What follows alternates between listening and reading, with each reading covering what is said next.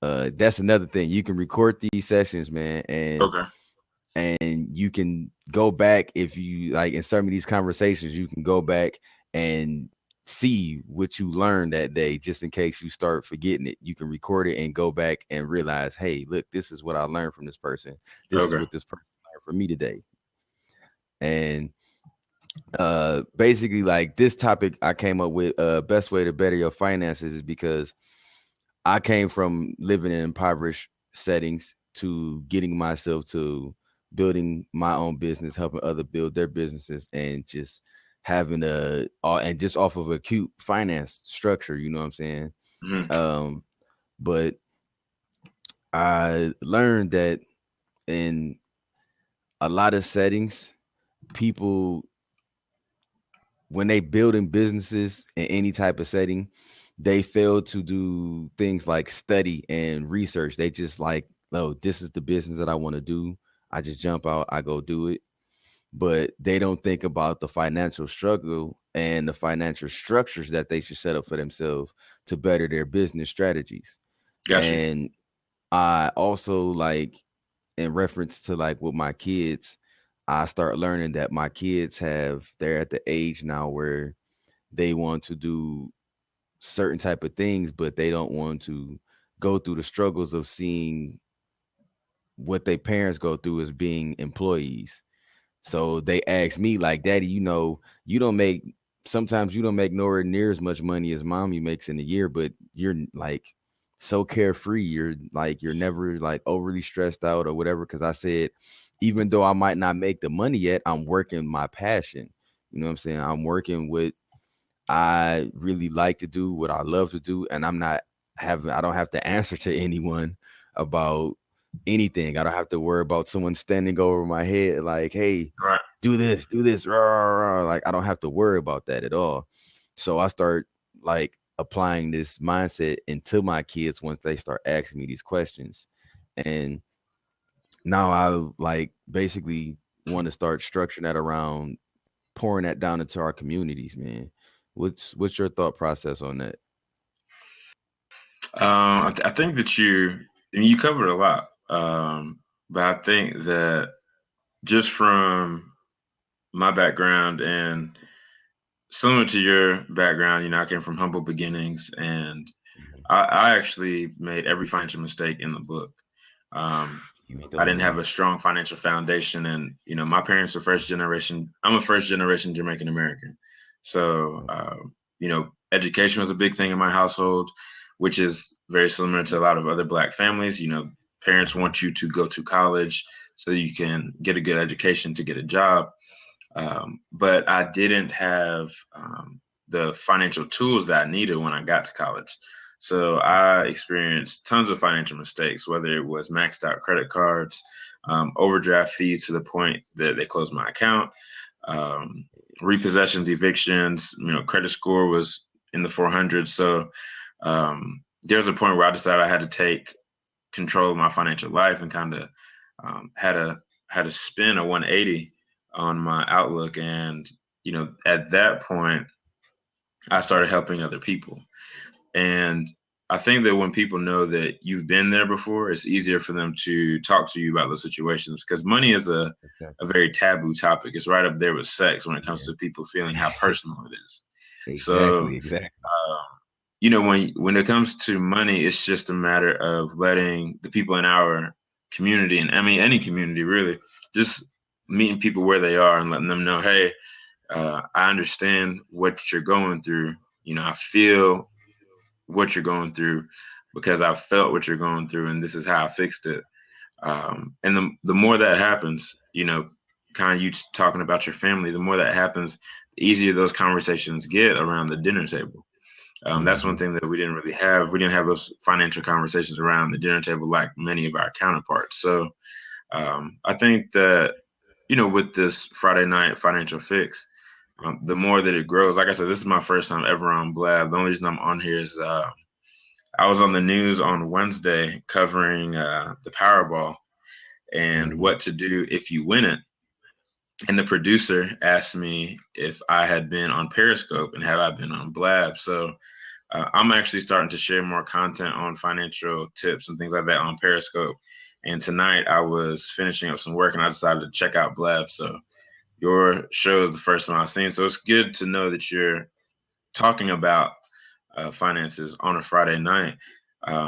It's just a matter of reaching more people to bring them in and let them know that it's okay and comfortable to talk about whatever situations you've been through because they've already been on the table, and they've been fixed, and then you can kind of go from there. Yeah. That's the benefit, man. But like that's something that everything you just said is something that we need to start learning how to apply, like not just within this platform here, but the whole reason why I do this is just to start helping people understand about applying this within their communities, about into the people that's around them, because we're in a society basically we're all from elementary school all the way up to college basically educated and trained to be employees and to work for other people and to not understand finances. We're just basically programmed and trained to deal with the money that we're going to get paid from these jobs that we're offered and just be happy with wherever we can live off of those finances and supposed to be satisfied with it, where that's the reason why we have so much tension and issues going on with people in society nowadays, is because everyone's in this mindset and everyone's not gifted that way. A lot of people's like their passion and that's what they want to do to make money off of it. That's what we should start instilling into people. You know what I'm saying? Teaching them finances, teaching them how to market themselves, teaching them how to build businesses off of their passions and to open up opportunities for more people to have more jobs. The more business owners you have, the more business you're going to have for other people to work in, the more foundations you're going to set up for your families. You know what I'm saying? With with with the topic that you're touching on as far as the best way to better your finances, what would you say is the best first step for people to kind of get their financial life together? Understand how the financial system works. If you don't understand how money works and how important it is to understand about dividing and balancing your finances, you're going to live through struggle for a long, long time. And that's step number one. And my aspect, step number two, after understanding finances, is understanding how to make finances work for you instead of you working for finances. Because that's what everyone's built on, is working for finances instead of learning how to get finances to work for them. When you're saying getting finances to work for them, you're talking about investing. Proper investments. Just can't say investments because any people get the investment thought process in their head, and the first thing that they see that they can afford, they invest into it, and then they gain nothing from it because they didn't research it, they didn't study it. That's another thing. That's why I said understand finances, research, study, learn how finances work, and then figure out how to get finances to work for you instead of you working for your finances. Yeah. There's a good website, and I'll actually drop it down here in the message board. Is the Black Market Exchange, Okay. and the Black Market Exchange, it actually teaches millennials. It targets young Black professionals and teaches them how to invest in the stock market. So if you Mm-hmm. never visited there or never gone on, they actually have a class they're doing now where you can sign up into a webinar class, and he's going to be teaching kind of the ABCs of investing and how to invest better in 2016. But I think that a big thing that a lot of people don't know, and even before they understand the financial system and how it works, is people understand their situation, like their personal situation, and Mm-hmm. they know that they don't want to be in that situation, whatever it is. And from that situation, people can set goals to get out of that situation. And setting those goals, the action plan to hitting those goals are usually understanding and learning more about the financial system. So it's kind of putting the dartboard on the wall so you can have some target to hit. Because in the general sense of talking to people about understanding a financial system, most people are going to say, "I don't know what you're talking about," you know. Um, That's true. but I think that in when you put financial goals in front of them and let them know that money is really just a tool and it's just like a hammer, you can use it to build or destroy, then It's just people it's start just a getting in a strategy. situation where, they say, okay, I think I want to save more and this is how I'm going to save more. Or I think Hmm. I want to budget and this is where my money's been going. So Hmm. I think that that's a huge step. That's definitely on the top of my list when it comes to people kind of getting their finances in order. See, but like you're learning everything that is needed, and you know what steps to take and what places to go. You know what I'm saying? We just got to start learning not to just learn this stuff for ourselves, for our own benefits, but applying that to our communities, man. The more we Yeah, apply all these things to our communities, the the better people be off, the better society will be. And honestly, in my aspect, you will see less angry people because people will be getting building. That's the main stress in this country for one, in America, and that's like the main stressful thing in this country is finances, money, yeah, not having the money that you need to do the things that you want to do, or not having the money just to be able to do the things that you need to do. right. And that's one thing too that people need to get an understanding of needs and wants. That's another thing that people that we probably from both of our backgrounds grew up with, they don't understand the true meaning of needs and wants. They Hmm. too focus on what they want, what they want, what they want, what they want, and try to make those wants into needs. Once you distinguish the two and understand how to apply understanding the money structure above just knowing how to get money, knowing how to spend money, and knowing how to save a little bit of money just for you to be able to buy that house, just for you to be able to buy that car. But now you got the car, now you got the house, and you don't have nothing for your kids to fall back on for real afterwards. Now your kids are basically set up in the structure of where they have to do the same thing that you did, go out and learn all this stuff on their own, and then pay maybe go through jobs just like you did, and then learn how to be a business owner once they like 30 years old.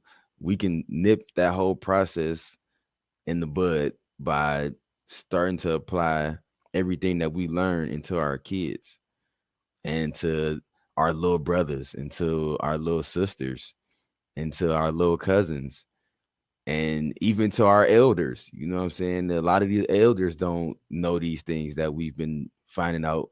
They don't understand technology. Like right now, I'm in the process, like with my mom, every time I go back to my hometown, I gotta help her with understanding the computer, understanding her smartphone, and in the process of trying to teach her how to use these tools to also gain exposure for her business because she has her own business. And hey, Dr. Eric Patrick, thank you for joining us, man. If you feel like taking the seat, come on in and let me know about this topic that drew your attention in. Thank you. But like I was saying, teaching all these things to our elders and our kids, we can benefit our communities a whole lot more than just us learning this stuff ourselves and applying it just for ourselves instead of spreading it through the community.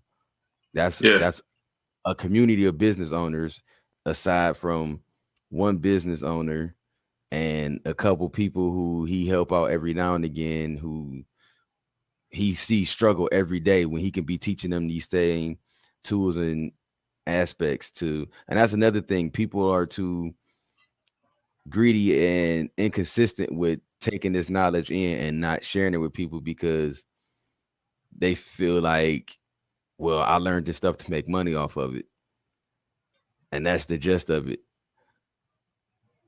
We have to, especially when it comes to those around us, to those around us, we can't treat them with that same mindset as everyone else that we know that we need to do business with. We have to start learning how to express this to others that we interact with. Like anything tonight, any question that you have me about technology that you don't understand, I'm willing to share that information. And Gotcha. that's called helping build a community back and forth. Okay, that's another site. I got you. I got you. Yeah, that's my website. That's the site That's for your my website. nonprofit organization. Okay, I run a nonprofit organization called No Money Incorporated. It's KNOW, and we teach that's youth and young adults financial education, entrepreneurship training. But you know, it's really important to get some focus on where you're going to teach or what you're going to implement in whatever target markets you have because you're not going to be able to help everybody at one time. So exactly. that's That's a why I big focus on you got to focus on those around you first. The yeah. others you interact with is cool to swap ideas as they ask questions about certain things that they feel that you might know, and so on and so on. If it's certain things that you feel that they might know that you don't know, we have to learn how to start exchanging these ideas with the people that we come in contact with. And the main thing where we need to focus on, like my focus is like I got kids, and I started realizing that when they got to the age that I was, when I started figuring out the things that I wanted to do, like I knew that I was gonna do something with technology when I was 9 years old. Cause I always liked to take apart the TVs, the alarm clocks, the VCRs, DVD players, so on and so on. And I always did it, and I always knew how to put it back together and have it fixed properly. But like my kids now are 11 and 10, and Hmm. talking to them, I start realizing that they come into the mind state that they know what they want to do, but they looking at their mothers, and their mothers are both working for people, and they looking at it like they always come home from work unhappy. Like I was just telling you earlier, why they always unhappy and they got jobs and sometimes they make more money than I do within a year. And year, I said because I don't have to they don't understand that they aren't built for to be employees. They just been trained that way, so that's all that they know. Everybody's not built to be an employee. A lot of people just deal with it and don't come to the ideology of understanding why they don't like their job, understanding why they don't like going to these different positions, and they just looking at it like this is what I got to do to get money. It's it's better than doing illegal things and getting money. I got a job. I was that's a mindset that we need to start wiping out of people's mind state as sooner than later. For real, for real. Because honestly, myself, I didn't really come to this aspect for real until I was like 24 years old, Hmm. and was like, man, jobs just ain't for me. But needing to pay bills and not really understanding the financial structure and how marketing works and everything like that, I never took those extra steps towards just becoming a business owner, aside from just keep working for people just because I know this is what I need to do to pay my bills. So the more we instill that into our the youth that's coming up into our communities, because my main focus on once I build off of all my business ventures now is to save up money to start a program starting with my hometown, with the youth starting around like fourth grade. I want to do third grade, but starting around fourth grade to start doing sessions with kids on asking them what do they want to be when they grow up. They always ask us that question, what do we want to be when we grow up when we're in elementary school? But they never like take it any steps further of showing us how to take those aspirations into creating our own businesses. They always give you the mindset of hey, yeah, that'd be a good job for you, What and what you city are would you in benefit right from this. I'm in uh I'm in Norcross, Georgia, which is like northeast Atlanta. now? Oh, okay. There's an organization that I was volunteering with called Junior Achievement, and I don't know if that's in Norcross, Georgia, but I mean it's a good place to start to get you in the classroom, just to give you the opportunity to talk to kids Yeah, I talked to some on a weekly people down basis. here already. It's different programs down here. It's like three different programs that I've met people who they interact with this because I end up meeting a lot of sisters down here that work in the schools. Like it's majority of the intelligent sisters down here work in the schools that I've met just doing business with. And they all tell me that's what they told me, like, don't give up on that thought process, on that passion, because it's going to benefit others, other people kids, and it's going to help us build communities of business owners aside from employees. That's the mindset that we need to have everyone on, aside from just working for people. Like you, how old are you, man? You got your own 28. nonprofit. You 28. Yeah, I have my own nonprofit, and I'm a partner in a real estate investment firm. See that? We need to teach more people to do these things. I volunteer. Well, I do all the majority of the IT work at a nonprofit organization down here. Um, I'm a business partner in a computer repair service. I do network marketing and I do consulting work all for myself. Anything with technology consulting, uh, marketing consulting, sales consulting, customer service consulting. I have all that information, so I share that with people for a minute fee. But like I get on these Blab sessions and I share majority of this stuff for free on Yeah, Blab. So it's just on how you interact and learn how to network with others. yeah, that's important, man. Well, I'm about to jump out. It's good talking to you, rapping with you real quick, Appreciate man. you. Appreciate you for being here, man. You should start doing your own Blab sessions, man. I'm following you That's now. that's what they tell me. I'm gonna Start see doing what your own Blab. the hip hop stock doc got going on. See if we can join some forces on some blab sessions sooner or later. Hey, that's what's up, man. I'm following you. So anything that you find, just shoot my way, man. Okay, sounds Appreciate you for good, man. being here, man. Take it easy. All right. Yep, you too.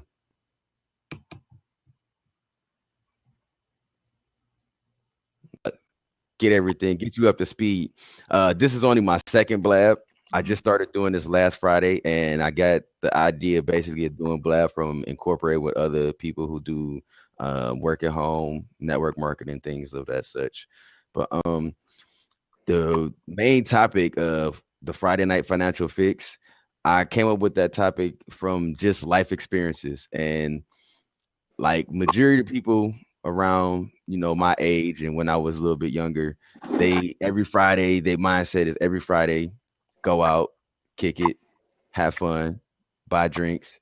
But a lot of people don't pay attention to their finances while they're out enjoying themselves buying these drinks.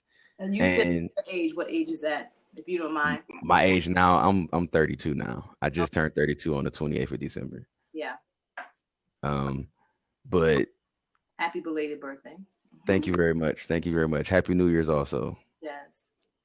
But they don't pay attention and I start realizing like myself that I was getting over my rankings of spending money sometimes and was having to set aside bills and everything. So I started learning to divide my finances. You are okay. You are okay. You don't got to keep You checking. you know how it is, right? Be like, do I really want to go on here? Let me go. you you are fine. You are perfectly fine. No worries. No worries. It's straight. Uh, but I start learning how to basically divide my money up and make sure I had money put aside for all my bills and everything first before I start going out to these clubs and kicking it. And then once I got out of the mindset of being an employee and learned how to be a business owner and also like help just basically consult for other businesses, I start learning how to apply the same process to my business and to my marketing structures and everything like that. And it got me in a place where like brother who was just on here before you got off, he studies finances, but it basically got me into a process of better understanding finances. And then also with my kids getting older, like I don't get to see my kids all the time, but like I had them with me down here this summer, and we had a lot of deep conversations about what they want to do when they get older, and like they're 11 and 10, Mhm. and they always tell me like their mothers, they realize like some years they know they're not at the age where they're naive anymore. They know what's going on, but they Mhm. start getting to the understanding of learning like, hey, I know my mom made more money than you this year, but they're always unhappy when they come home from work, and Mhm. you're always like fine and you're never really too stressed out. You're settled, and long as your bills and everything are paid and you can do little things for us that we need, you're fine. You don't stress out. You're not aggravated. I say because I don't have to worry about nobody over my shoulder like this all day. And I don't have to worry about the stresses of someone else telling me what I need to be doing. I can do things at my pace and do my studying that I feel like I need to do and apply the knowledge at the same time while I'm learning it. I could also be applying it at the same time. Yep. And that's how I build my money off Yep. of my businesses. Yep. And I started realizing like the reason why they express these things, they're trying to figure out, they're at the age where they want to figure out what they need to do for their lives when they get older. And And they're it's an attitude. Like, what is making the difference in attitude between dad who exactly, doesn't work for somebody and mom who hates her job and exactly, coming home angry? Mm-hmm. exactly. But I also like I even talked to my daughter's mom about both of my daughter's mothers about this, and I be trying to get them to understand like the knowledge that y'all have and the positions of where y'all at of employee status, Yeah. you can take that same profession and make it into a business. You just got to learn finances and Yeah. learn the marketing structure. Yeah. And you can build a business, a very prosperous business, and be happy because you are manifesting your own destiny. Yeah. And aside from someone else telling you what you need to be doing to get your salary. Yeah. I mean, I just got off a scope and a guy was talking about facing your fears and, talking negative thoughts to yourself because we could work in these businesses for 10, 12 years and come out of it saying, I don't have anything to offer. But like, hold on, you just worked somewhere for 10 years. Exactly. How do you not have anything to offer? So I'm not a mother, but as a mother, I'm sure that they care about the fact that they got kids to feed and Hmm. they need to know that that check is coming in. So when people start thinking about businesses, they got to think support system as well. And not support Hmm. system as in who's going to give them money, but support system for their mind to continue to believe they can leave their job and make their own money, right? They have Hmm. people around them that can feed that to them. And then financially have faith that it's going to work. But I'm like you, where I'm going to plan. If I'm going to leave a job, you got to plan that strategy to get out. You can't just, as a mother, right? You can't just leave. You got kids to feed. So now you got to say, Exactly. like you said, when I was 20 something, I'm 30 something. When I was 20 something, I used to shop every Friday. Every Friday, I'm going to get me some clothes now, not like going out to the club and all that. Clothes. I love nice clothes. So I go out every Friday in my 20s I understand. to I, wear. I don't do that anymore. But hmm.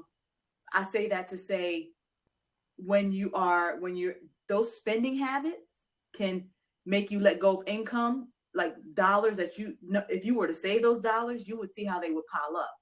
Yes. So that the your daughter's moms, they need those positive influences, people like you in their ear talking like you can do it. They need faith and they need Hmm. support systems and they need to start to plan their exit.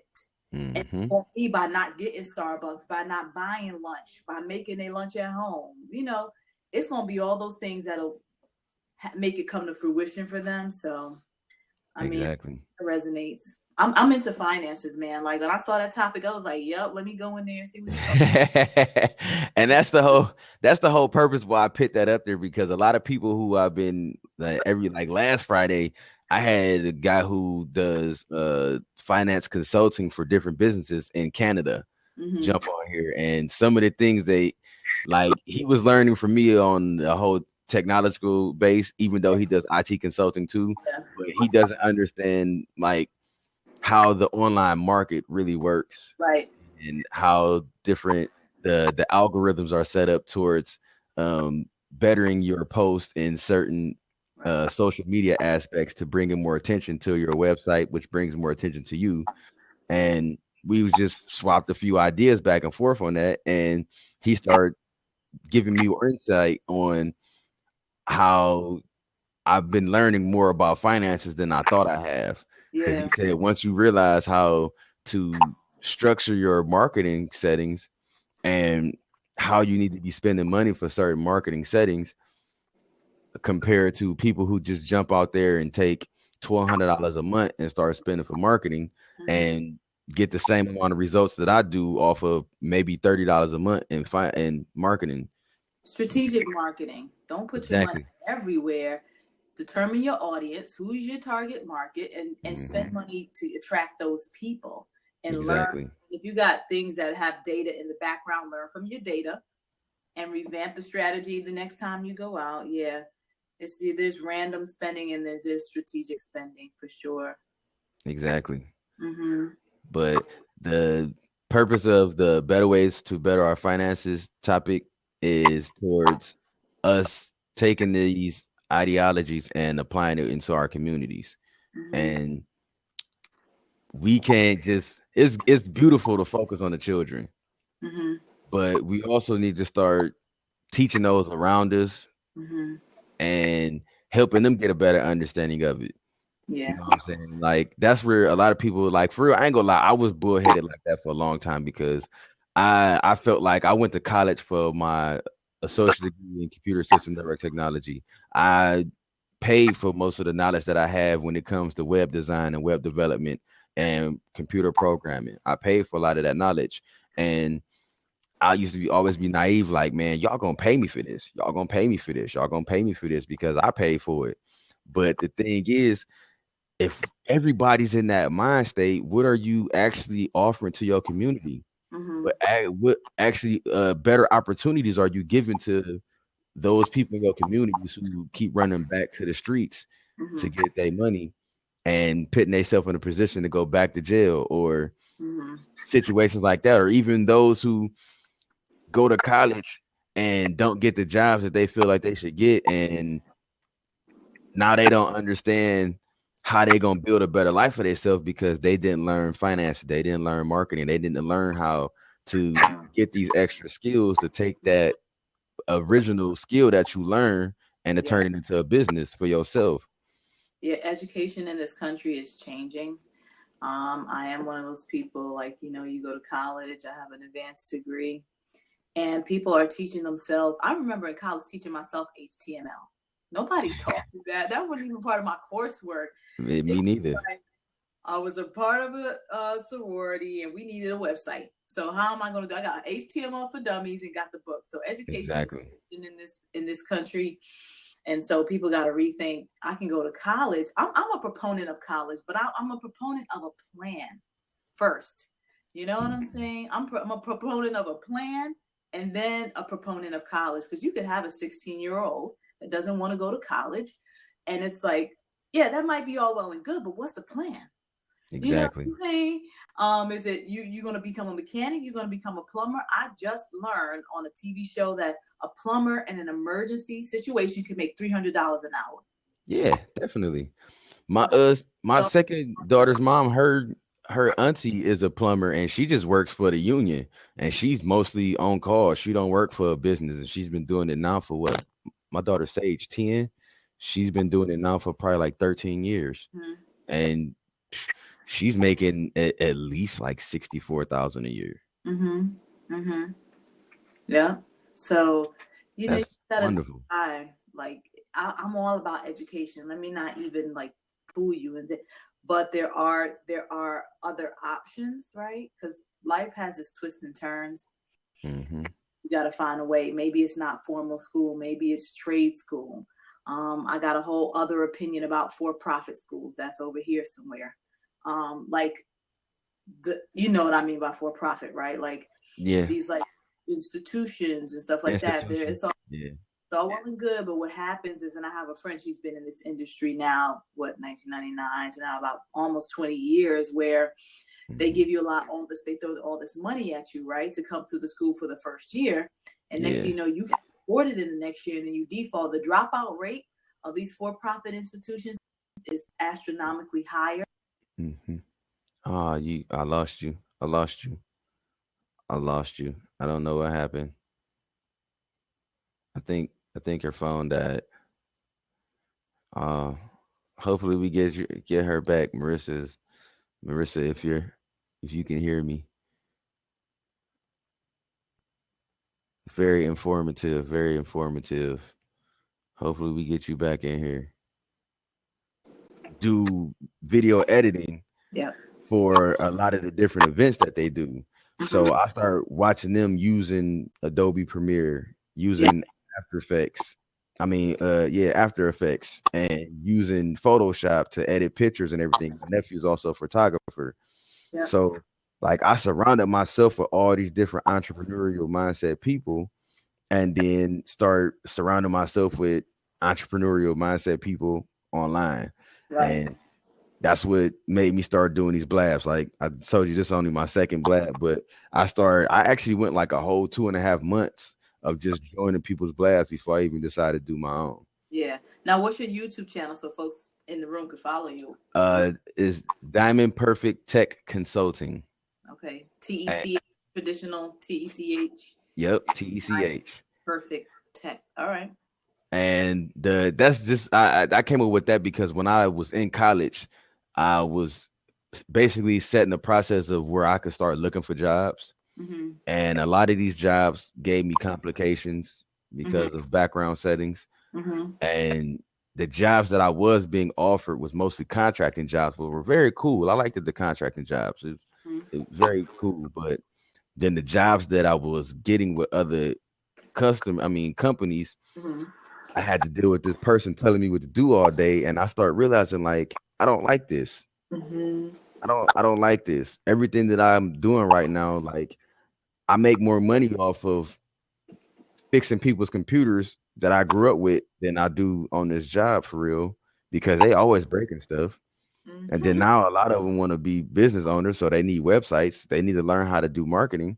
I learned this stuff. I took the time out and started learning all these things on top of everything else that I knew. Right. And that's why I kept consistently using that name for all my companies. Like my first fan page on Facebook is Diamond Perfect Tech Consulting. So my email address that I use for everybody is projones@dptechconsult.com. Okay. And I'm gonna post a link also for my my YouTube account also, because I actually have it. I got so many different links. It don't make no sense. But I learned how that's another thing that people fail to do. Document your links. Whatever you're doing, that's the word for the wise right there. Anybody who listening, you in network marketing, you in any type of advertising for your own business, document your links, because if you don't, it'll be times that you need them and you're not gonna have them. Greg just joined the room. Welcome, Greg. Welcome, Greg. The topic of the night is basically Friday Night Financial Fix, and the best ways to better your finances is the main topic. The title of my blab every Friday night at 10 o'clock I start Eastern Standard Time is Friday Night Financial Fix. And Go ahead. every Friday I'm gonna pick a different topic that applies to building finances, understanding finances, and how to get finances to work for you other than you working for finances. If y'all understand what I was saying there. Yes, we do. Okay. There's a person called Debt Shepherd in the room. Debt Shepherd. So Debt Shepherd. Oh. that topic resonated with you, Debt Shepherd. Yeah, Debt Shepherd. I think that's Greg, ain't it? Okay. Okay. If Oh, you know Debt no, Shepherd no, then. no. I just because when I said, "Hey, Greg," he basically just posted hi. Oh, So I just put two oh, and two together. And yeah, I'm looking at the icon. That Shepherd is Greg. And oh, if you want to come on and take a seat, Debt Shepherd, you sound like you got a lot of knowledge there if you a debt shepherd. That's yep. that's a very serious and high title to hold. Okay, so what's Yeah, so the host, Carleon, that's your name? yeah, Carleon? Carleon. Carleon. Yes. Okay. What's your thought on credit scores and credit and all that? And people. Hey, Yeah. it's so funny that you say that because when I first moved down here to Georgia, one of the first brothers that I met and who took a liking to me is a finance coach. Mm-hmm. And he learned the best way to establish financial freedom Yep. is to not have a credit score at all. Now I want to hear more about that because I take a lot of pride in what my credit score and is. and when he started running it down for me, it made a lot of sense Okay. because Maybe what we need to get him on the show instead of third party. actually he's on LinkedIn also, but he's so busy. Like I tried to get him to join this Blab session like 2 weeks ago. Yeah. That it wasn't even mine. It was somebody else's Blab session, and they were talking Yeah. about understanding finances. So I tried to get him to join in, but he's busy. He's a busy man. Like he also like I just realized he does a lot of traveling now also, but he every time we have little events, he shows up and talks to people about understanding the financial struggle and everything too. Yeah, you may join. Come on in, man. Join. From a macro perspective, from a high level perspective, you could argue if you've got the liquid cash to pay for things, Mm-hmm. you don't need debt. Yeah, but how he explained it. Hey, Greg, how you doing, man? Glad to have you, man. Appreciate you. Thank you. We gonna get to you in a second. I'm about to follow you now too because I love your name, man. Debt Shepherd, man. That's like being the Jesus of the debt world. No gurus here. No gurus here. Yeah, no gurus We here. don't know gurus. We're all learners here. We're That's all right. learners here, Me man. included. We talking about debt, Greg. We're talking about credit, Greg. We talk about credit. Oh, Yeah. look, I'm drooling. You see me drooling? I'm drooling. Oh, really? Okay. Credit score, Greg. So I'm sweating. Yeah. apparently Leon met somebody who talked about in terms of credit scores, better not to have a score at all. And I'm a person who prides myself in credit. And I was saying from a high level perspective, you could argue that if you have money, you don't need to put things on credit. But what's your perspective? I mean, in a real world where if you are borrowing money, I mean that score is relevant. So we'd like to hear from you. Well, let me preface my comment with this. Nobody ever asks this question. Greg, you're the debt shepherd. You're the guy that knows all the answers. What's your credit score? Let's just say it's at least an 800, right? And all that means is I've borrowed a bunch of money and paid it all back without missing any payments. It doesn't mean anything. It doesn't mean I'm smarter than anybody. So now that we've got that part out of the way, I'll answer the question. I have done business with people that have no credit score, and they can get to the point where they can, let's just say buy a house, because that's what I happen to do professionally, is the mortgage part of it.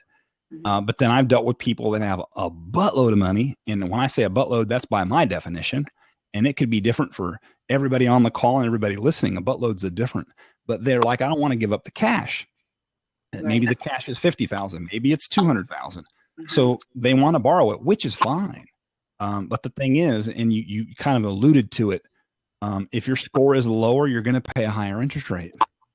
That's just the way that it works. And there's little brackets. There's a list. Every loan officer has a list, and it says from this credit score, and usually the beginning score is about a 630 or a 640, up to this credit score. These are the brackets of what the interest rate will be. It's not complex, and that changes daily based on the market, and it's no big deal. They just look at it and like, okay, you have a 710. And you may be in the wide range to get the same rate as a bunch of other people that have a wide range above or below you. But at some point, that rate will change, and the change is not that big. But if your credit really stinks, you're going to pay a much higher rate than if your credit is, good or medium or whatever. So I don't get into like the Susie Orman type of conversation, but I do know that if you want to borrow some money, it's just a good idea to have the best credit score that you can get. Mm-hmm. You know? Yeah. Yeah. So, and the thing is, in '06, when I started to teach the stuff, I was like, this is the way that it should be. No, it depends on your situation. Greg, how do you do this, that, and the other? How did you do this, that, and the third? I did it this way because this is what I had to deal with. And your check may be bigger than mine, or it may be smaller than mine. You may have 3 kids and I have no kids. So everything is relevant. There's all these factors. So we just have to come to a place where we go, okay, I'm going to apply my knowledge and I'm going to attempt to meet this person at their point of need to the best of my ability, and not really give them advice, and just tell them this is what I did. And if they corner me and go, Greg, what would you do in my shoes? I will tell them, but I will quantify my answer with why I would do what I would do if I was in their shoes. And then even deeper than that, say, and I've said this to family members, you have to make a decision based on what you feel is best for you, because what is not going to happen is you're going to make the decision, regret it, and then be pissed at what I told you I would do, because we're not going to have that conversation because we're all adults here. We're not kids anymore, right? We're adepts or adults. And I haven't had anybody come back and go, you told me to do this and I got burned. That hasn't happened yet, fortunately. Right. So you said you deal in the mortgage market, right? Yeah. So you're probably, and you'll tell me if I'm wrong, advising people about getting a mortgage, interest rates, things like that. Do you advise in general on debt? I don't know, call it control, but debt situations, or do you just specifically work in the mortgage market and advising people on best loans for homes and things like that? I'm actually in the back, what's called the back office. I deal with processing and closing, and the loan officer is on sort of the front end, and they get involved in that sort of conversation of what is the best program. But it's funny you asked the question, because by day I'm in the mortgage business, which helps people go into debt. And then in my spare time, which is right now, you see me in my t-shirt, I teach people how to get it under control. So I actually handle both ends of the fence. And in the beginning, that bothered me because I felt like a hypocrite, because in the beginning I was like, no debt, get out of debt, don't borrow any money. And then over time, between '06 and now, I learned to temper my wisdom and go, not everybody wants to totally get out of debt like you do, Greg. Not everybody wants to pay everything off. And I had to just sort of come into that maturity level and say, okay, wherever you are, you tell me your situation, you tell me what you want to do, and I will do my best to help you get to that point. So it's kind of a balancing act, I guess. But the thing is, I will say this. If I have a whole bunch of debt, credit cards, cars, student debt, mortgages, and I'm just barely hanging on, don't even come to me and ask me, what's my stock market getting me? What's my 401k paying? Because that's not even part of the conversation, because your butt is getting eaten and taken to the cleaners on these credit cards and all this other debt you're carrying. Stock market is not even, you shouldn't even be coming out of your mouth. What's my rate of return? What's my CD getting me? Really? No. You're paying 20 on these credit cards. You're not making that much money in the stock market in your CD. Right. So we're not even having that conversation. Put this fire out. And even now, right? Yeah. The market, even on a good year, 8 to 10%, but you're paying 25% on the credit card. Oh, yeah. And even when we were borrowing on credit cards, we had one that was a 0%, one that was maybe a 5%. It didn't matter. It got up to $17,000, and we were making 80 between the two of us, and I was sick to my stomach. So the threshold of pain is different for everybody. I have a friend that makes about $180,000. I grew up with him. We went to school together. He lives in California. They make a lot more money out there. Now, he's very frugal with his money, and he's gone through some bumps, and he's asked me for some advice over the years. And I happen to know what he makes because I'm smart and I know how to figure all these things out. Doesn't mean anything other than I know he's been through some pain, and he doesn't want to feel that pain anymore, and he's very frugal with his money now as compared to 5 or 10 or 15 years ago. So you can have a big shovel. You could make, I want to be a rock star, Greg. I want to write the next song. Really? Okay. So let's say $3 million just flew into your bank account tomorrow and your salary quadrupled. If you don't fix what's going on between your ears, you're going to be doing the same stupid crap at that level that you were doing when you were making $30,000 a year. Oh no, Greg, watch me. Okay. I'll watch you. It's not what you make, it's what you keep. That's it. Because I can make $200,000 and be keeping $1,000 a month, and you can make 50 and be keeping $1,200 a month. Yeah. And keep whatever the keep means to you. Put in a bank, put it here, put it there, whatever. Yep. We talk about net worth. You could be doing better than me, making less than me, because my money's going out the door. It's in the street somewhere in the hands of somebody else. Yeah. So I always say that it's not what you make, it's what you keep. Yeah. The one of the most important questions, and I don't mean it in terms of money is the most important thing in the world, although that's really what the world is about. And I'm not going to trail off here too deep, but if you're a Christian person or a religious person and you hear the term the number of the beast, 666, that's what the earth is. That's what money is. That's the mark of the beast. The mark of the beast is money. It's the thing that keeps us enslaved to the 3D world, and it keeps us from moving beyond and up and wherever it is we're supposed to be. But anyway, beautiful. You get a lot of claps on that, Greg. You getting a lot of claps. That's me, man. That's me, man. I ain't. It's okay. It's okay. You hitting a very, very, very beautiful point right now, man. I've heard, there's a teaching, and I'm not an expert in any of this. There will be a mark on the skin. There will be a mark on the forehead. Well, Jewish people had a mark on their forearm. They were categorized and treated like animals, like cattle they were.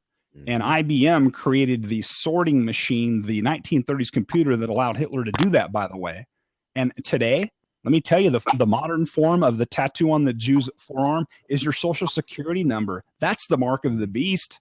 So it isn't the future. It's happening right now, today. That's gonna free a lot of people, Greg. Yes. Because when you talk about working for somebody and you say, I can't, because you want to go out, strike out, and live on your purpose. And you say, you know what? I can't step out there because I need to get this this health insurance, and I don't have money for this thing, and for my kid.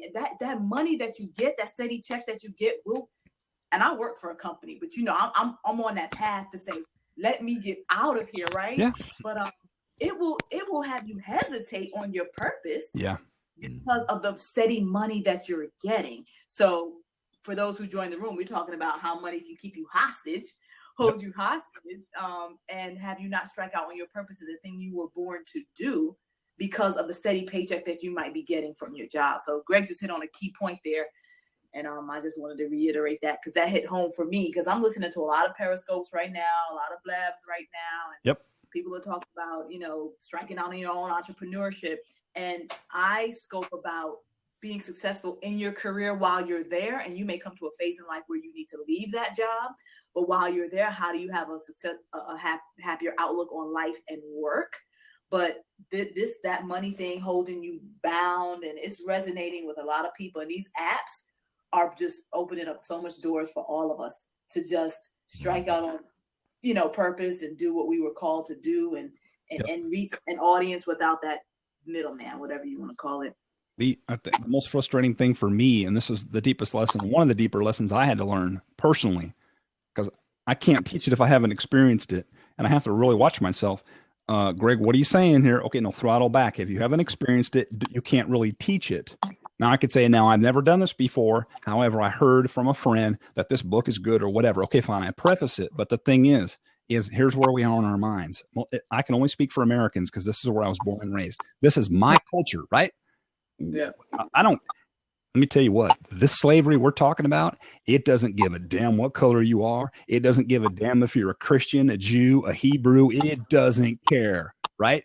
These people pulling these strings, you think they wake up and go, let's see how many Mexicans we can get. Let's see how many African Americans we can get. No. This is what they care about. You see that right there? Do you have a pulse? Mm-hmm. Right? Can you get out of bed every morning and produce? Yep. That's all this machine cares about. So Here's the thing. The zip code, the amount of money that we earn, the college that we went to, the street we grew up on, the color of our skin, how much education, how pretty, how sexy, these are all meant to divide us. Yep. Now, I used to say against each other as brethren and sister, and I totally agree with that. That'll always be there, I think, as long as I'm alive. I'm 46. Mm-hmm. But this is who it's really meant to divide me against. And here's the thing. You know what I say, Greg? One time at work, I lost my mind. Now, I'm one of those people, I go to work and I don't really I will build relationships at work so I can prosper at work. But when you talk about friendships at work, I kind of just try to not do that. But then there are times where you need to build friendships and be authentic with people and things like that. So I say that to say I disassociate my emotions from work because it's just work, right? This is just where I am. Yeah. One day it had me crying. Like, I'm like, these people, I work in the professional services. So I'm a management consultant. So we have clients and these clients have expectations. And my thought in this moment was, these clients do not care about you. They're like throwing you work like you're some like kind of, dog in the corner. Let's just call it like that. And I was crying over work. So I just said, I disassociate my emotions from work. And here I am at a job crying at work. And I said, these people are taking my soul from me. Like when I die because of the stress, because of the, I'm losing my appetite, whatever it is, when I die, all they're going to do is post my job and say she was a nice girl. Love you. Kissy, kissy. Bye-bye. Yep. Have a nice day. So that's why we got to protect ourselves, our souls, our minds. Yep. The only thing that we have, that was left on the earth for us to keep us going. We have to protect that stuff, because when you're dead and you killed yourself over this job, what do you have left after that? And that means time with family and friends. I have a coworker. She is constantly giving up time with her kids for the job. And it's like, it's not right. So we got to plan. We were talking about a plan before you hopped in the room, Greg. Plan. So don't just plan to the end. Yeah. Even because we begin with the end in mind. Plan. You won't get out of this thing, and don't let it take you over. Yeah. I'll share a quick story. The branch that I work at is a small branch of a larger company that's maybe 45 minutes away. There were 6 of us. Within a 1-week period, this literally happened within the last week. 50% of our staff walked away. One person made a decision to go to another bank, which is fine, because they were offered a lot of money. And then someone else out of fear followed that person. And then another person followed that person for whatever reasons. The bottom line is this: I have no emotion invested in what they were doing, why they were doing it. They didn't tell me. And they said, Greg, the only reason why we didn't tell you is because the bank we went to didn't need someone that does what you do. And I'm like, that's fine. That's cool. I get it. We're all adults here. But here's the thing. There's no emotion. I have none. I respect people for doing what they do. But what happens is, oh my gosh, Susie's leaving. Oh, wait, Joe's leaving. And you're sitting here going, wait a minute. Something's going on here. Maybe they're going to shut the division down. And then here's what you start thinking. I got a mortgage payment. I got 2 student loans. I got 2 credit cards, and I got 2 kids in school. And then fear comes in, and then you're not making logical decisions. Yep. So here's what I have. My house payment. My wife and I, Lynn, we've been married for 15 years. We've been together for 17 years. Our house payment, $633. That's awesome. The only debt we have. Awesome. I don't need to get emotionally involved in people leaving. Yep. Now, there's only 2 of us left. But we're going to go out, we're going to go find some more salespeople, we're going to ramp back up, and we're going to be fine. It might take us 3 to 6 months, but I am not making emotional decisions, because I said, as long as my key fits the door, that means they want me to be here. This is what we were talking about at the beginning of the scope, where when we were younger, both myself and Carleon, we would go out every Friday, shop, spend money, do this, do that. Next thing you know, it's like you reach a certain age and you're saying, well, hold on, I need to start planning for the future. So I don't know if this was your plan to have that mortgage payment of $633, but people can lower, if your top line isn't growing, which is your income, you need to press down that bottom line, those expenses, and stop spending money, right, that you could probably use towards your expenses, but then try to lower your expenses. Like, I wish I was in a situation where my mortgage was $633. I wish. That's beautiful. That's beautiful, but we gotta make sure we are living. And listen, there's a lot of people on Periscope and on Blab. I don't know what their home situation is. Do they have fabulous homes? So I'm about to say something people might not agree with. Live modestly. Live modestly or below your means, right? Don't live even at your means. I love living below my means. I have means for something greater, but I'm going to, have some kind of emergency fund, invest, whatever you want to do, whatever you feel like you want to do with that extra money. Bring your expenses down and stop spending frivolously, for things that don't matter. Exactly. You know what living at my means means? It means every dollar I make, I spend. That means every dollar that comes in, I spend. That's living at my means. That's true. Living below means there's profit. Living above means I'm borrowing money to Yep. live my lifestyle. Yep. True. So you made a great point. Below, yeah. So maybe there's a sub-basement level of living at your means. Even if it's just, like let's say my hairline is the means. Just, Right. You don't have to be down here. Just come down a little. And here's what happens. You get used to being down here a little bit. You're like, wow, this isn't as bad as I thought it was. And then it becomes a game. Well, how much more money can I stick in the bank every paycheck? And then you just keep challenging yourself. You're not making the kids eat bologna and crackers and wear threadbare clothes. No, that's not what we're talking about. You find other ways to do and get what you need. You get creative and it becomes a silly game. And you look back and you go, I cannot believe Visa was eating my lunch for $3.50 every month for 10 years. I can't believe I even put up with that mess. But they'll gladly take your money. Someone's asking about the Dave Ramsey perspective. Can you explain that perspective? Because I don't know what it is. Yeah, I was about to say the same. Yeah, thing. Go ahead. Comment, please. So I was going to say yes. Please come in. H2 Jennings. I don't know who that is. Horace. Dave Ramsey's corporate headquarters is about an hour south of where I live, by the way. Oh yeah, Horace. I have no clue. He happens to be Christian. He has been a financial wellness teacher for probably 25 years in that range. Very well respected nationally and internationally. He's written several books. And I've heard people say, well, he's a Christian and I don't like his politics. I'm like, you know what? You're not facing your debt problem if those are the reasons why you're hung up on what he's trying to tell you to do. Just look at the math. Take the Christianity out. Who cares what if he was a Buddhist? What if he was a Satanist? What if he was a Democrat? What if he was whatever excuse you want to make, you're going to make it. Just look at the math that he's showing you, and the math does not lie. You cannot argue with the math. Take this much money, add it to the minimum monthly payment of your smallest debt, and pay it until it's paid off. And then take all that money and add it to the next debt, and so on and so on and so on. And then there's other things that he teaches, obviously. Everything from insurance to, it's all encompassing. But the beginning part is stop borrowing money. Mm-hmm. Okay, so that is that the crux of his perspective? Stop borrowing money. Can you just go into maybe just a numbers example of what you said? Take your smallest debt and start paying that off for the audience and for myself too, because I'm not. Yeah, let's just say everybody's in a different place. And let's say somebody says, I got a big old mess. Okay, big old mess is different for everybody. And you're tired of the big old mess. I've had people tell me, Greg, I am going to call you. I'm going to talk to my husband and I'm going to call you. I don't ever hear from him again. That's okay. It's perfectly okay. I don't have an issue with that. But let's say you're ready to get out of the mess. The first thing you got to do is just stop borrowing money, right? Stop the credit cards. Stop writing the checks when you know the money's not in the bank. Just stop borrowing money. All you're doing is you're just patching up the holes in the boat or the bleeding or whatever. And you just quit borrowing money for a season, because in your mind, you're like, I'm never going to borrow money again. No, I didn't say that.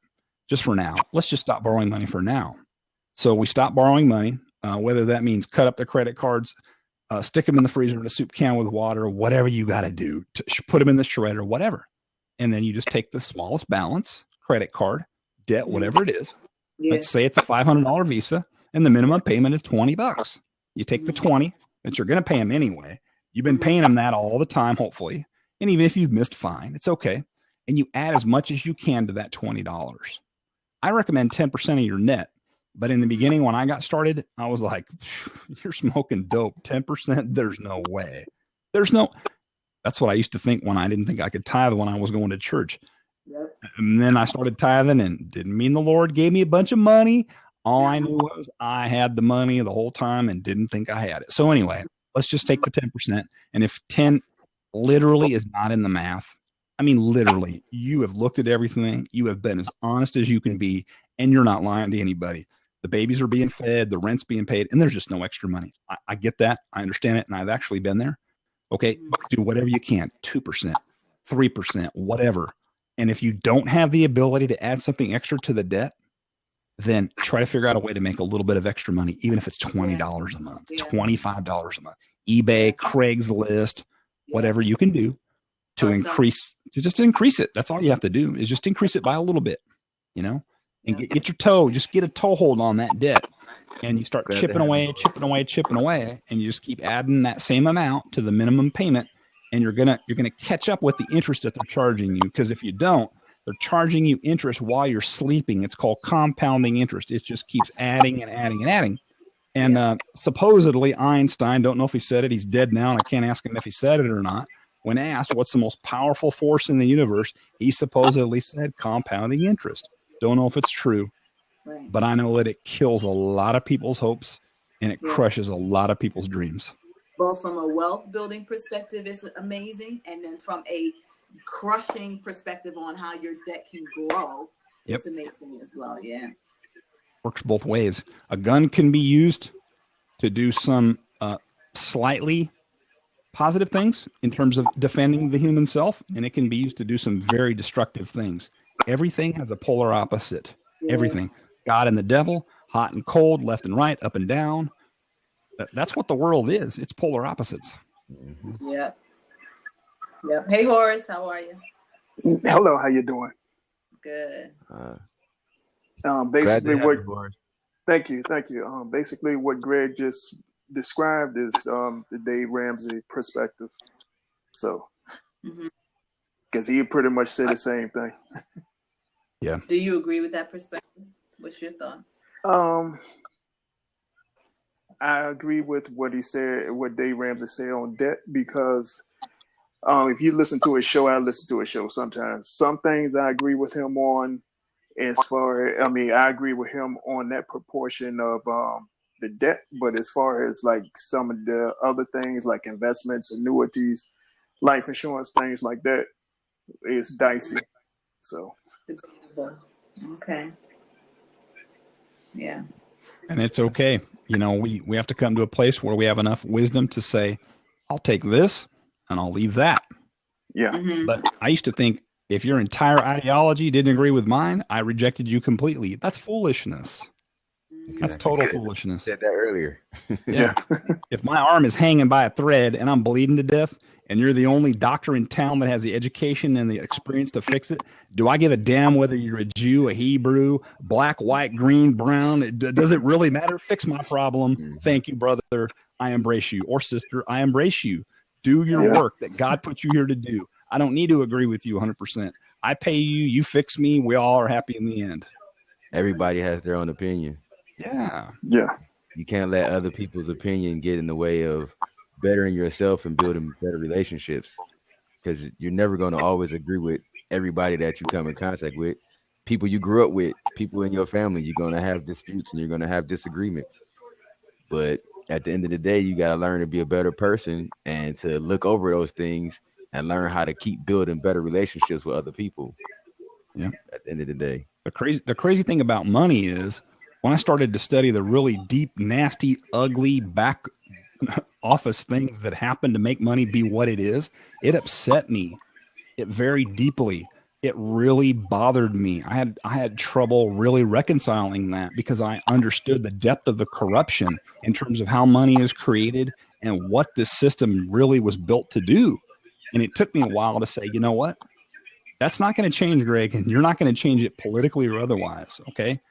You just have to understand the rules of the game to the best of your ability and do the best I have to do the best that I can to change my situation that I was in, and then move forward from there. And that's the only thing that I can teach anyone to do. But I used to think, oh, we need to change the government. And no, that's not going to happen. I've never voted and I never will. I do not believe in it. I don't invest my energy in it, but it doesn't mean that I don't care about people, and I don't care enough to teach people how to avoid pain financially. You know, there's all kind of different ways to help people. Voting's one way, petitioning the government's another thing. Teaching people how to get out of debt's another thing.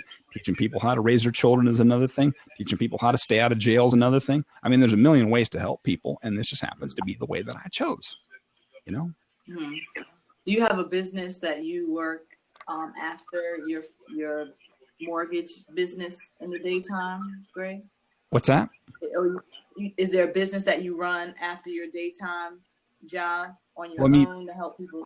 Yeah, I mean, the whole Debt Shepherd thing is just a side thing that I do. I do coaching, and my handle is my website, so that explains itself. All my contact info is over there. I do coaching on the side. It's not my mainstay. Yeah, it would be nice to break away from the 9 to 5. It would be beautiful. But for this season, my wife's retired. She's 64. I'm 46. I'm still a banker. She's a retired banker. Everything's cool. We got one payment, 633. That's the house. I'm going to hang with the bank for a bit and, wind down. And it'd be nice to do coaching full time. But right now, that's just not my main source of income. But it's always gratifying when somebody comes along and I help them, even if it's for a week or 6 months is my normal thing. It's just amazing. They're like, wow, I can't believe I did this. And 6 months before that, they didn't think they could do it. And it was just like so overwhelming. And I felt that way. And I know how that feels. And it sucks. Yeah. It's disempowering, So Greg, you in the mortgage that's what business? I do professionally. Yeah.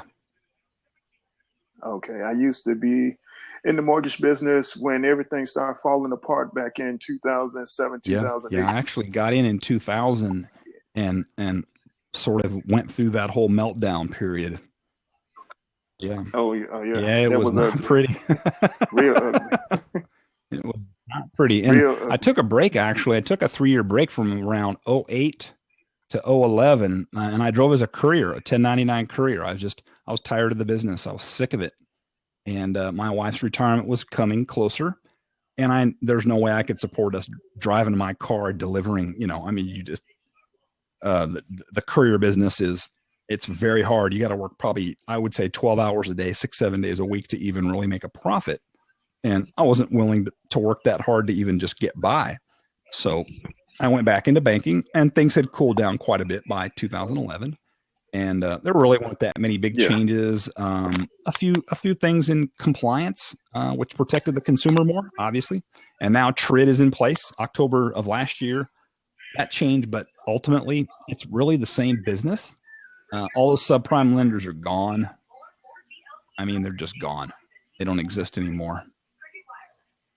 All that crazy, there was a lot of craziness going on. And unfortunately, that will happen again eventually. It may take 20, 30, 40, 50 years, but it'll only happen if people tolerate it. Hence the education that needs to happen. Because when you know, and you know that you don't tolerate foolishness. And Greg, what you're talking about is living beyond your means and taking these mortgages that are adjustable rate mortgages and things like that. Yep. And house you can afford type thing. Yeah. My first year in the business, 2000, the first time I saw an adjustable rate mortgage, I got a yucky feeling in my stomach, and I didn't know anything about the business. And I knew in my gut, this only benefits the lender. Oh, well, it's for a specific. No, don't give me that BS. This is not a good thing for people. I know this. Common sense told me that. And I stand by that today. Yeah. I wish I'd have known what y'all talking about years ago, because I watched my grandmother go through this, and it drove her to her deathbed. Because she basically bought a whole bunch of houses after my grandfather passed away in 92. And the guy who ran the real estate company who was trying to help her out, which was it was an independent company, basically. Him and his sister built the company, and they were basically scheming off the top and the bottom with all the houses. So at the end of it, they ended up financially set, and my grandmother ended up with one house out of 6 houses, and all the other houses, basically some crazy stuff happened with the houses, and she ended up with nothing. Even the last house that she ended up with, eventually the way that they documented the paperwork and everything with the lending and with refinancing her money that she spent towards these houses, everything ended up forwarding over to them being benefited. And the last house, we ended up losing that house too eventually because of the backing on taxes that they never proposed to her about paying taxes on the house and everything. Wow. A lot of people don't realize they only think that the only lending that happens is between them and a bank. There's a thing called private money out there that people don't even know exists. Most people, I can lend anybody on this call any amount of money that I wish, and I can legally do it with one piece of paper. I can drop a contract on a cocktail napkin. Is it legal?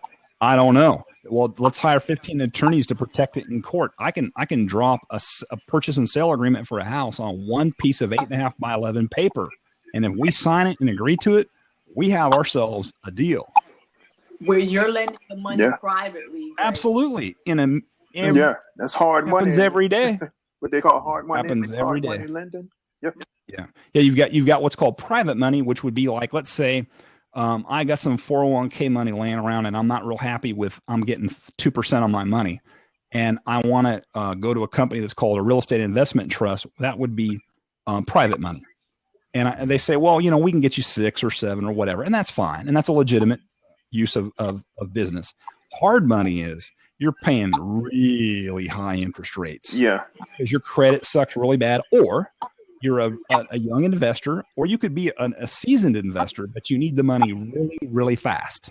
And you don't want to wait 90 days to close, none of this. And you get the money, you get the check in about a week, less than a week, and you go to the table. And then let's say it's $100,000 and you're going to pay 4% on the money. Now you're willing to do that. If you know what you're doing, you're willing to pay that because of the speed in which you get the money. Yeah. And you pay more for it, but you build that into the deal before you even buy it. So there's bank money, there's private money, and then there's hard money. And hard money is super hardcore. You make one mistake, they take the house. If you borrow money from a hard money lender, you miss one payment, it's foreclosure time. It's all over with. No questions asked. Yeah. So, there's a bunch of different ways to do things. Mm-hmm. But, we're talking to the, normal people, W-2 folks, maybe some self-employed people.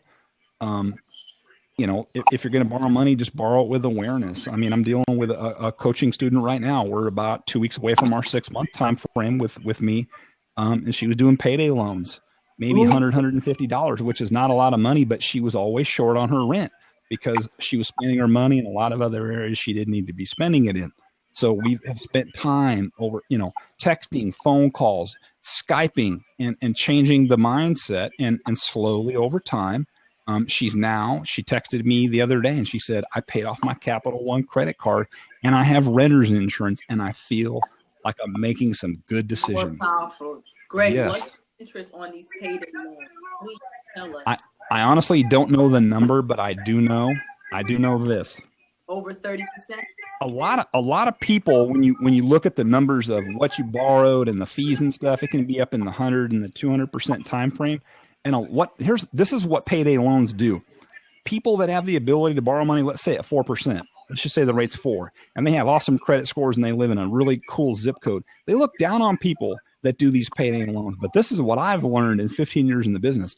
There's no difference between 4% for 30 years and 20% for 60 days. You're paying the same amount of interest. Here's the difference. Over 30 years, it's just taking you longer to pay it back. Over 2 months, you're just paying it back faster. Yeah, okay. That's the only difference. Yeah, because if you were to do the math, the interest payment figure would be the same. Yeah. But this is just a shorter period of time. That's all it is. Figure is the same. Yeah. And they just changed the law in October of last year where when you get a disclosure that says, okay, you're going to borrow $100,000 at 4%. And they used to tell you what the total amount you were going to pay over the life of the loan, but it was up in this box. Now they tell you in a percentage. So let's say you borrow $100,000. There's a number now that they have to show you. And that number is, let's just say it's 60%. Yeah. What they're now telling you is you're borrowing $100,000 and you're paying back $60,000 on top of the $100,000. 60. Okay. It's about transparency, right? That's the same thing with the adjustable rate mortgages, the subprime lending that you're talking about. Did people whether or not the paperwork said it or not on those mortgages on what we're paying back, I believe that if people saw that, they didn't care. Right? I don't care that, look, I'm getting a big house for whatever. And in some cases, maybe they did not know because some people would have thought about it twice. Yeah. So I think that's what they're aiming for is the transparency with that. Yeah. And right now, the transparency is so high. I'm telling you, it is so high. The window of change between what I told you in the beginning and what you see in the end is so narrow I have to constantly redisclose to you if anything changes. But what we've basically done is we go to the attorney and we say, look, here's the purchase price of the house. Tell me all your fees. And there's no surprises in there. There might be some homeowners association transfer fees. I get all those. And if I didn't get them until 2 weeks after I first told you, I do a redisclosure. And sometimes it can be $200, $300, $600. The loan officer simply calls you and says, look, there's going to be some homeowners transfer fees here, but there's no big surprises flying in the window. You know, oh, we told you you're going to get a 3%. Now you're going to get a 6%. Those days are over. Yep. Those days are over. I started to see the notices on credit card from credit card companies increase, right? The number of notices they would send to tell you about your interest rate and what's happened. I saw that increase arguably over the last 5 to 7 years or something like that. Yeah, and the thing is they're still only requiring people to pay 2 to 3% of the balance. That's where they get you. Oh, yeah. So they can tell you all day long, hey, you're paying 29%, you're paying 29%, you're paying 29%. Well, if you're only paying 2% of the balance, if you borrow a measly $3,000 to put furniture in your living room, now that may be a whole house full of furniture for somebody listening, and that may be a living room full of furniture. I'm just using $3,000 as an example. I paid $3,000 for my couch. I've never paid that much for a couch in my life. Mm-hmm. But we had the money, and my wife said, hey, let's get a nice couch. Okay, fine. So we bought this couch. But if I were to finance that $3,000 and pay the minimum payments, you know how long it'd take me to pay that off? Well over 20 years. Yeah. Well over 20 years. I'm 46, 56. Do I want to be paying on a couch till I'm 66 years old? I know. And there was a credit card I did have that showed you, if you keep paying the minimum, this is what you will pay over time. And again, transparency is like, I don't keep balances on my card, but I thought that was good of them. Yes. Right? Whatever was regulated for them to do or sanctioned for them to do, I thought it was good of them to tell me, here's what you will really pay if you keep paying the minimum. And I don't know if anybody on the call has ever watched the movie called Rounders. It's about poker. I love that movie. And I won't get into the details of the movie, but here's how it works on the street. Let's say I borrow $5,000 from the Russian, right, in the movie. Okay. It is understood that when I borrow that $5,000, the juice starts at 3 points, 4 points, 5 points a week. A week. That means if I borrow $5,000, it's 5% a week interest, and it just keeps adding up. And when you borrow from people like that, obviously that's loan sharking. It's illegal. Credit card companies do it. It's just legal because the government says they can do it. It's no different. The juice means the interest rate. And by the way, interest, when you say, well, I paid 4% for the money that I borrowed, you know what interest is? It's rent for the use of somebody else's money. Yeah. So when you close on your house, I'm not a homeowner right now. I'm renting somebody else's money. Mm-hmm. I don't own this house. Let's see, we borrowed 93 and now we owe 63. So you could say I owe $30,000 worth of this house and I paid 93 for it. So I'm maybe a third of the way there, but I'm still renting somebody else's money. Yeah. So I'm really a renter. I'm not really a homeowner just yet. Yeah. I was going to go somewhere, but it depends on people's situation, right? Renting versus buying. That's a whole nother conversation, right? I think the most important thing is that we just talk about it. We just have conversations about it. We don't need to be the smartest person in the room. We don't try to be the guru. We just talk about it, mainly with family members, especially our spouse or our partner, right? So many people aren't talking about this. The household I grew up in, when the conversations happened around money, it was screaming and yelling. Right? My stepdad taught my mom how to keep the books because he was self-employed for many, many years, and she did a great job at it. And he was successful. He did very well. He's independently wealthy. He's not a Donald Trump or anything, but he doesn't have to live off of just his Social Security. He has enough. But when they argued, it was always about money. It wasn't about cheating. It was always about money. Always about money. Well, there just need to be more financial literacy in the schools and the homes, like you said, Greg, and people understanding how this stuff works, because I ran into the same situations that you run into, as far as when I was in the mortgage business. And I had people come to me and say they want 12% interest mortgage rate. They was willing to pay prepaid penalties and all that stuff. I mean, it was just crazy around that time of 07, 08.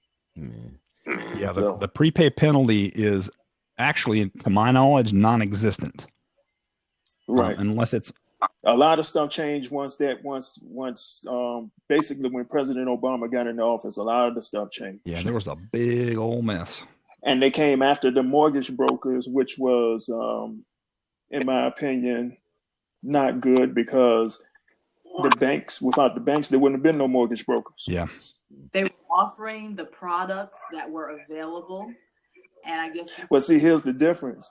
Like, said Greg, he worked at I don't know what bank he worked at, but said he worked at, let's just say Greg works at Bank of America. Mm-hmm. So with Bank of America, they might have just one thing that they offer, and it's exclusive to Bank of America. But if I'm a mortgage broker, I might have Bank of America, I might have Wells Fargo, I might have relationships with other banks. So where he offer you one particular thing with Bank of America, I may have 50. So I may have access to numerous of banks to try to get you the best deal possible. Yeah. But what happened, the banks, the mortgage brokers, some of them started acting crazy. And that's where it kind of like blew up at, but it wasn't everybody, it was just a handful. And then you got it, like Greg said, you got into the subprime mortgage and all that stuff. It just got crazy. Yep. Real crazy. The biggest thing that happened on the bank side is this. It gets back to one simple thing. The bankers knew exactly what they were doing. They were not ignorant. They were not naive. The Federal Reserve will even tell you today publicly, we're not really sure how the economy works. Wink, wink, nod, nod. You know exactly wink, how the economy works, you turd. That just makes me sick to my stomach when I hear that. But anyway, the banks knew exactly what they were doing, and this is sort of the false premise that they operated on, that the value of your home will go up forever. The worstest thing you could That's tell the housing somebody. crisis in a nutshell. And they knew it wasn't. They knew it wasn't going to be forever, but they acted as if the value of your home was going to go up forever. So they were just like, okay, we're going to keep acting like prices are just going to keep doing this, and they're never going to stop. And people are like, wow, my house is an ATM machine. I paid $100 for it, and now it's worth $210. Woohoo! Let's borrow some money. And of course, every wave has to crest, break, and then crash, and that's what happened. Now, here's the thing. In the end, what happened to all those houses? Guess who ended up with the houses? The bank. The bank. The bank. In 1929, when the Great Depression hit and the stock market crashed, and that was almost global, by the way, the next one that hits will be global because of digital currency, and we're no longer on the gold standard. When the next one hits, it'll be global, right? Well, the one that hit in 29, guess who got the bulk of the foreclosed properties in the United States in 29 when the crash hit? Bank of America. That's how they built their portfolio. Yeah. I was talking to a girl who works in Cozy, young girl, probably 20. Yeah, them beans been done for a minute. And she said, I said, what do you got? I want to start a mentoring program. This is something that Horace spoke to. She said, we're not learning about finances. We're not learning about money. They give one 1 hour session or something. She said we're not learning about money. I don't, when you talk about succumbing to the subprime market and not knowing, it starts from high school. It starts in the school system where they're not teaching our kids about money and how to spend money. Now, we have a responsibility to our children, too, to teach them about money and have those conversations and stuff like that. But the school system is certainly not injecting that into the curriculum. Well, see, the problem is that they had people come in, but they were salespeople versus educators. They wasn't educating nobody. They was just, here, we're going to peddle our products to you. Yeah. Especially in college, right? Credit cards. You get free Yeah, they peddle their products to you. Yeah. They got the. And I know, Greg, you done went over this probably, but it goes back to that example that Greg gave about the $100,000 at 4% for 30 years now. I'm going to double that and say $200,000, and let's say 6%. over a 30-year period, you're talking about 115%, 100 or close to 116% on that loan. But most people look at that and just see that 6%, and then they look at the monthly payment. They don't look at everything else that goes along with it. And then you're talking about $231,600 and some dollars in interest. Yep. It takes longer to pay off the interest than it does to pay off the principal. Yeah. And the killing thing of it is these people have trained us to actually look down our noses at someone who got a 5 when we got a 4. Oh, I got a 4 and you got a 5. Oh, hoi polloi. Oh, really?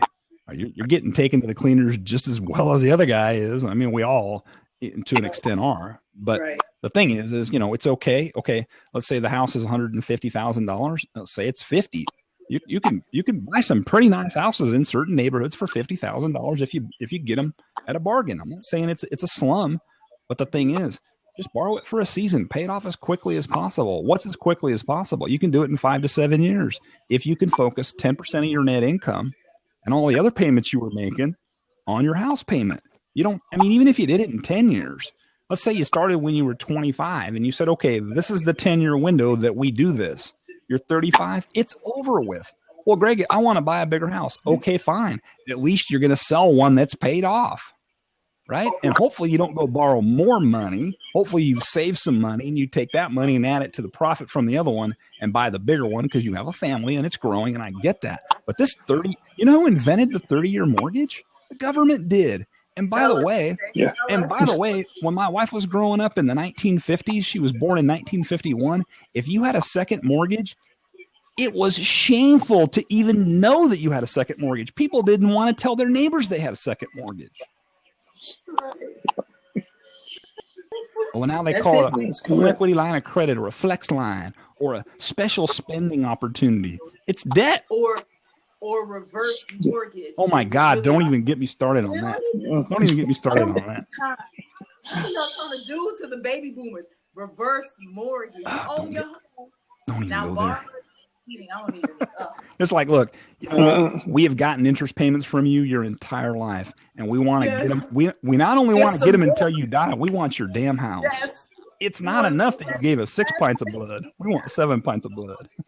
Yeah, we all turned our noses up at that. Reverse mortgage. What other ways are they trying to get people? Oh, man. Somebody coming up with these products in the background. Somebody coming up with these products. You got to get smart and educated on what it really means to have a reverse mortgage, right? And how do we get here where we own our home, but we still don't have money? We got to borrow against it. How do we get there?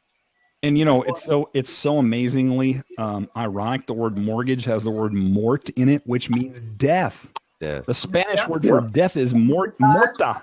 Yep. Mortician. I mean, mortuary, rigor mortis. Yeah. Yep. Yeah. And that's why I didn't go here. And it's another conversation about renting versus buying, right? Depending on your situation. You said it lovely earlier, Greg. This is situational, you know what I mean? And so looking at your whole picture, and it's like, I had a condo that I sold in Philadelphia. I'm in Maryland now. Now I rent. I'm not too happy about not getting a tax break this week. It is what it is. We can kind of debate what that is. But, renting versus buying is, but having that property and trying to get rid of it, I basically broke even. Besides I paid it. Obviously, I had a mortgage, paid interest. The little tax refund I would get, which really is like, here's some of your interest back. I mean, it's not really, it just. That's garbage. That's garbage too, because that's like 30 cents on the dollar. Oh, yes. I want to say, here's some of it. And I should have said, here's a little minor little piece. But just getting that off my hands and the thought of not being able to get rid of it to move on to the next phase in life was just a lot. And so it's not to say I don't want to own again, but like you said, there are seasons. There are seasons for owning, and then for renting, and then maybe for owning again. So yeah, and that, when you're young, renting is fine. It's a beginning phase, and I know a woman we rented 15 years ago at a place up in Nashville. She'd been renting for 25 years, and she had no desire to own. That's perfectly fine. Everybody's different, and another season is You know, when you're a teenager, if it weren't for teenagers, the fast food industry wouldn't exist in the United States. That's a season too. Now, if you're 50 and you work there, fine. If you're retired and that's your supplemental income, but it's not where you start when you're 15 and stay till you die. It should be just a place that you go, that you stay there for a while and then you move on. You know, minimum wage should be a beginning point. It shouldn't be a bed that you lay in until you die. And some people would argue that and say, Greg, that's a little harsh. You're a little spoiled. You didn't grow up in a third world country. I'm just talking about mathematics here. I mean, there's still plenty of opportunity in this country. They're beating us down pretty heavy every time we turn around, but still, there's opportunity. You know, there is opportunity still. Yeah, and I think the biggest opportunity is entrepreneurship. I was just about to say that. The biggest opportunity. There's no law that says I can't walk out this door right now and go cut somebody's grass and charge them enough money to make a profit, file it on my 1040, and file a Schedule C and write off all my expenses, gasoline, the repair of my mower, and driving to get there to cut the grass. There's no law against that yet. Monetizing your life. Believing that you have something to offer. That's right. Exactly. Get a bucket and some water and a window squeegee and some Windex and cleaning somebody's windows. That is your business. Wow, that's the first business I did when we started getting out of debt in 06. I started cleaning windows on the weekend. Oh, wow. Sure did. And you may have some people out there doing it because they talking about closing Walmart 269 stores at Walmart. Mm-hmm. Get after it. Get after it. Yeah. Yeah. We were actually talking about that earlier today. Somebody asked me about that, and I was like, wow, that's a lot of stores. And they have about 4,100, supposedly. It's about 4% of their stores. So if they close those, are they old, beat up, dilapidated ones, or are they going to build super centers in place of them? I don't know. I couldn't tell you, but. And they say about 16,000 people will lose their jobs behind it. So Wow. And by the way, I think it was in Canada. Don't quote me. This has been a while back. I think it was in Canada. Some Walmart workers started talking about forming a union. Walmart just shut down the whole damn store and said, we're not going to put up with this shit. We're not going to do it. That's crazy. And they have the right to do that. You know, if I own the company, I have the right to do that. I'm like, I ain't going to listen to this union organization garbage. I'm not paying you any more than I'm paying you now. I don't agree with their practices, but you know what? I don't know anybody that works at Walmart that's doing cartwheels every time they go to work and say, I love Walmart. I love Walmart. They are so good to me. I'm not saying they're bad to everybody, but I don't know anybody that's extremely happy about working there. I'm not saying it's not a good place to work. It can serve a lot of people, and it has. However, you know benefits and all that. You have to reevaluate. If you're not happy somewhere, start to surround yourself with people who can pour into you and say, here's how you can do something different. Here's how you can make a difference. Yeah. Here's how you can monetize. Like, if you're not happy there, right? I think you got to surround yourself with those people to get out. But if that's where you have to be right now, like I say with customer service, you got to learn to like it. If you can't afford to leave, you got to learn to like it. If you can't afford to leave, you got to learn to like it. So, yeah. It's not real complicated. I mean, I was 25 years old when I quit drinking, and I was heading for prison real quick, by the way.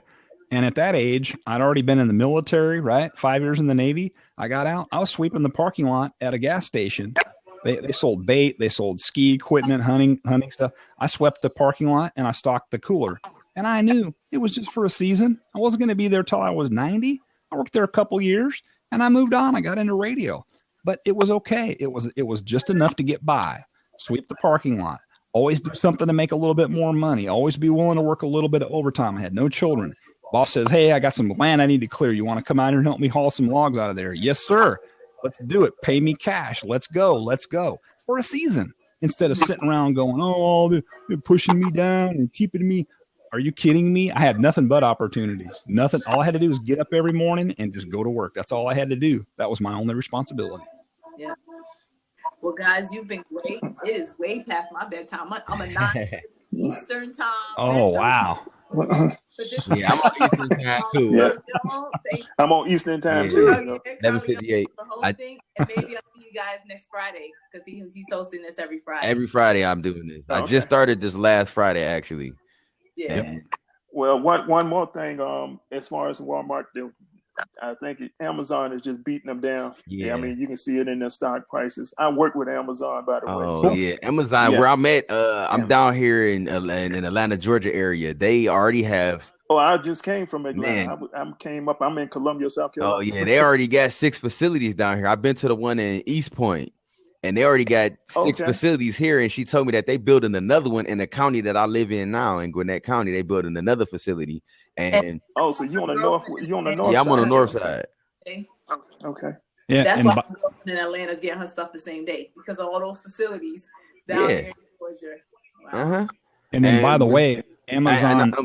Oh, go ahead. I'm sorry. Amazon is now going through the preliminary stages to be able to do global overseas shipping on these huge freighters that you see, these big steel boxes.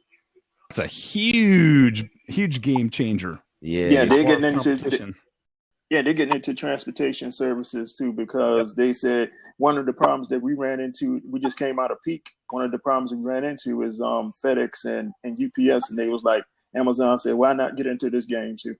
So exactly, because Amazon when you're moving out 400 to 500,000 items per 10-hour period. You got to roll. You can't have no holes up. Amazon Prime. If I order something on a Thursday at noon, it's on my door in like a day and a half. It's disgusting. Exactly. It's awesome. Isn't it disgusting? It's disgusting. And then, wow. I remember in 1998, 1999, when I first got online, right? I would order a book. I would write a check for it and mail it to Amazon. It would take 2 weeks to clear the bank, and then it had to be shipped. And when it came to my front doorstep, I was like, man, this is so cool. All right. Really checking out. You guys have been great. Maybe I'll see you next Friday. Take care. Bye. Next Friday. Right. Glad to have you. All right. Yeah, it's way past my bedtime, too. I'm getting sleepy-eyed. So thank you so much for opening up the mic. I appreciate it. I appreciate y'all for stepping in, man. I do this every Friday, and I just like where you were saying, like teaching people. I was just talking about that earlier with another guy before everybody else got on, because he studied finances, and you just got on here, and y'all both study the mortgage system and everything. All that fits in conceptual into the same boat, and we just got to start learning how to stop being selfish with this knowledge and passing it on through our generations, and even to our peers, teaching them this stuff, so we got less people struggling with the same things that we had to go through and the obstacles we had to jump through to get to where we're at right now. So we got to start spreading this. The thing is what we've done is we being the system, we've raised probably 2 to 3 generations of people who, when they need this knowledge, they go to someone they don't know, a guru, someone on the internet, someone they'll never meet. Their parents should be teaching it to them. The people in their lives should be teaching it to them, and they're not doing it. Right. Because just keep your mouth shut. Nobody needs to know how much money you make. It's none of your business. I disagree. Now, I don't walk up to strangers and go, how much money do you make? But when I'm teaching somebody, I have the conversation. This is how much money I make, right? This is my credit score. This is what I do and don't own. This is my debt. I just tell them, and it only takes about 3 minutes. And then the thing of it is, too, it's no big deal. You know, the money subject, just like sex, that's still taboo to a lot of folks. It is still don't, because, you know, this whole image that we put on, this whole front that we put on, and try to make ourselves look better than what we do in front of people. But deep down, we all hurting, you know. Yeah. And this 2008 crash that we went through and still going through, this hurt a lot of folks. it really hurt a lot of folks. So it did, and the thing is we can, as the old book would say, gird up our loins. We can become a little bit more immune to the next one. Maybe not completely, because there'll be some things that'll happen that I'm not going to be real happy with when they happen. But I'll be in better shape than I was back in 2006 when I started to clean up my mess. Right. And I can't control the economy. The only economy that I care about is my economy. And that's the only economy anybody should care about, is my economy, my wife's economy, my dog Gabby's economy, this household, in these 4 walls, this economy. That's the only economy that matters. Because as the saying goes, your economy, I mean, they might say that the general economy is 5%, but if you lose your job, your economy, you don't lost 100%. You're 100% unemployed. They say 5% exactly unemployed. So. That's right. You guys have a great weekend. Thank you so much for the conversation. All right. You Take too. care. All right. Hopefully, get to see you guys again. All right. All right. All right.